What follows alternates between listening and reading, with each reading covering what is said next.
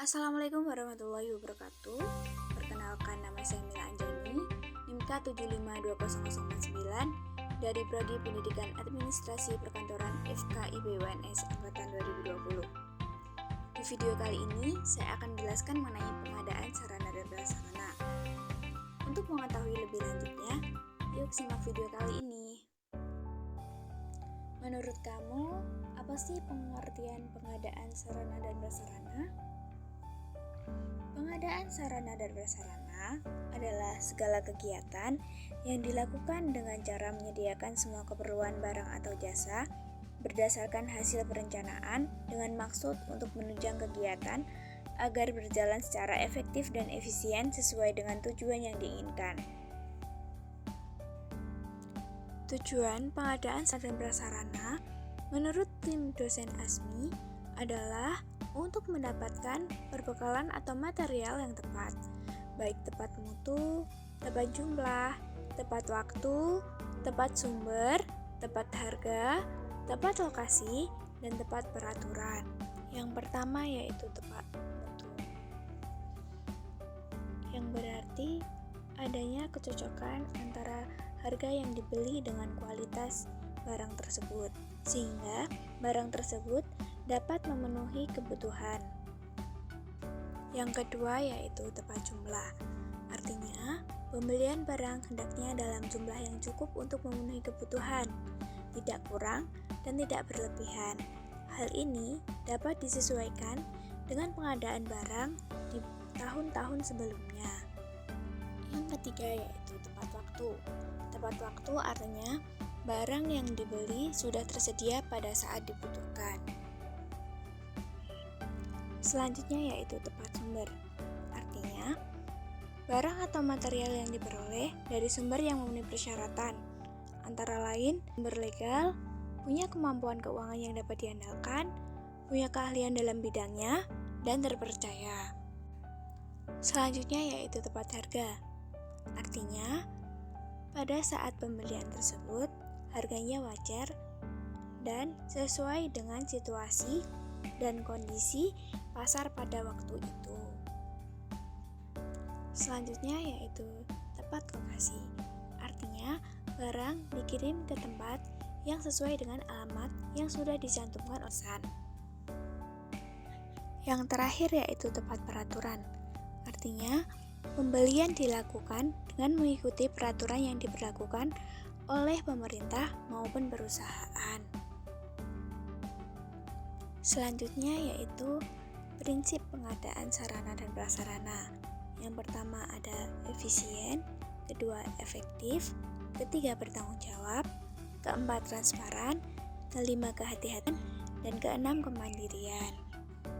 Prinsip yang pertama yaitu efisien. Efisien berarti menggunakan dana, daya, tenaga, waktu, dan pikiran secara maksimal untuk mencapai tujuan yang telah ditetapkan. Yang kedua yaitu efektif. Efektif berarti adanya kesesuaian dengan kebutuhan yang ditetapkan dan dapat memberikan manfaat yang sebesar-besarnya untuk pihak terkait. Yang ketiga yaitu bertanggung jawab. Bertanggung jawab memiliki tujuan untuk mencapai sasaran baik fisik, kualitas, maupun manfaat bagi kelancaran pelaksanaan usaha sesuai dengan prinsip dan kebijakan serta ketentuan yang berlaku dalam pengadaan sarana dan prasarana. Selanjutnya yaitu transparan. Transparan memiliki arti ketentuan dari proses pengadaan barang termasuk syarat, teknis, administrasi pengadaan, tata cara evaluasi, hasil evaluasi, penetapan calon penyedia barang bersifat terbuka bagi penyedia barang dan masyarakat.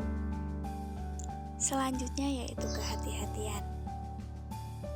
Prinsip ini selalu memperhatikan informasi, tindakan, atau bentuk apapun sebagai langkah antisipasi untuk menghindari kerugian material selama proses pengadaan. Yang terakhir yaitu prinsip kemandirian.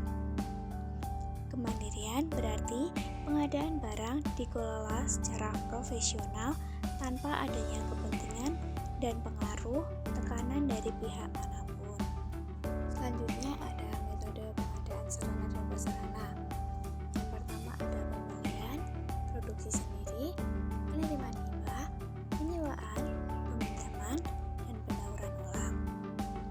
Metode yang pertama yaitu pembelian. Pembelian merupakan cara yang dilakukan oleh lembaga untuk memenuhi kebutuhan sarana dan prasarana dengan cara lembaga menyerahkan sejumlah uang kepada penjual untuk memperoleh sarana dan prasarana sesuai dengan kesepakatan kedua belah pihak.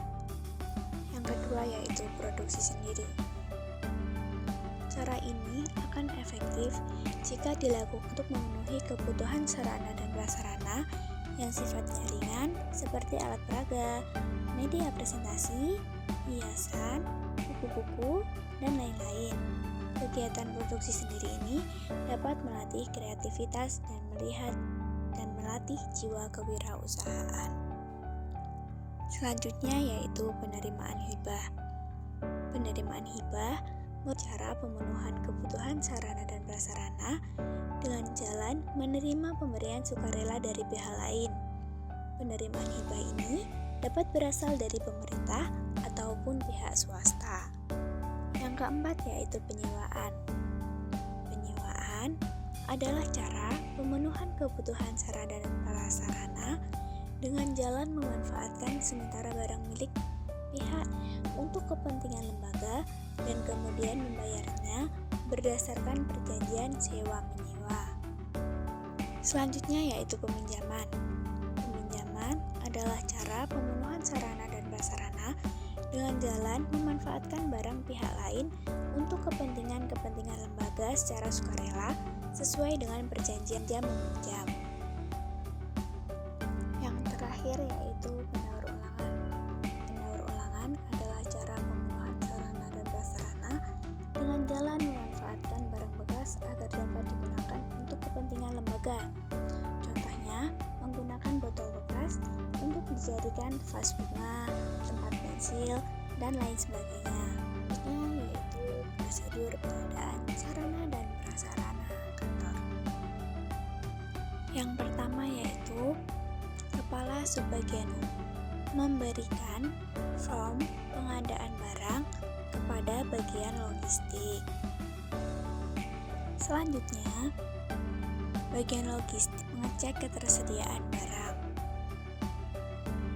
Setelah mengecek ketersediaan barang, bagian logistik memberikan form pengadaan barang kepada bendahara. Bendahara mengecek kembali form barang tersebut. Selanjutnya, bendahara meminta persetujuan kepada pimpinan. Jika telah disetujui oleh pimpinan, bendahara mengkonfirmasi ulang kepada bagian logistik. Selanjutnya, bagian logistik menelpon kepada pihak perusahaan untuk membeli barang-barang sesuai dengan data yang ada di form pengadaan barang. Setelah barangnya sampai, bagian logistik mengecek kembali keadaan barang tersebut dari jumlahnya, kualitasnya, variasinya, dan lain sebagainya. Selanjutnya, bagian logistik menginformasikan kepada Kepala Subbagian Umum bahwa barang yang diminta sudah tersedia. Lalu, Kepala Subbagian Umum mengambil barang-barang yang dia butuhkan untuk menunjang dalam mencapai tujuan yang telah ditetapkan oleh perusahaan. Sekian yang dapat saya sampaikan. Apabila ada salah kata, saya mohon maaf sebesar-besarnya. Terima kasih, semoga bermanfaat. Wassalamualaikum warahmatullahi wabarakatuh.